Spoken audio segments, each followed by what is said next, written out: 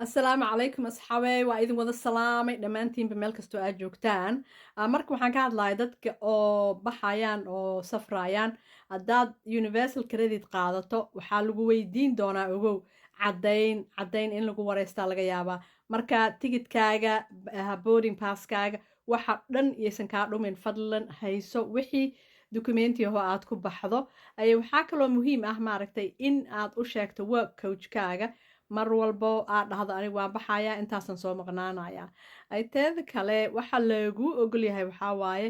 28 maalmood keliya waa lagu ogolyahay waa 4taas week waad maqnaan kartaa xaqaad u leedahay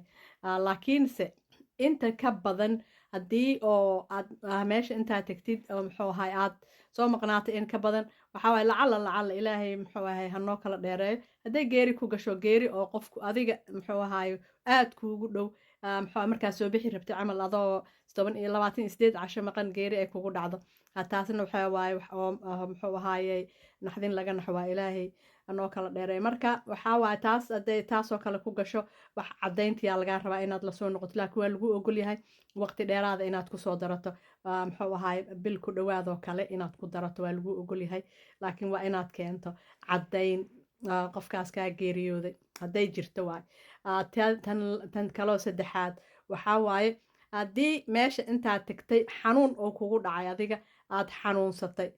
markaad xanuunsato oo xanuun emergency kugu dhacay waxaa loo baahan waad joogi kartaa ilaa 6 bilood wadanka waa ka maqnaan kartaa laakiinse waxaa loo baahan yahay caddayn haddana oo dhaktar oo soo caddeeyey ma ahan waan xanuunsaday keliya lagaama yeelayo waxaa waaye taasoo kale caddayn ayaa lagaa rabaa wadanka inaad la timaadid markaad sida caadiga waa 28 beri inta ka badanna wax walba caddaynaa lagaa rabaayo ogaada salaamu calaykum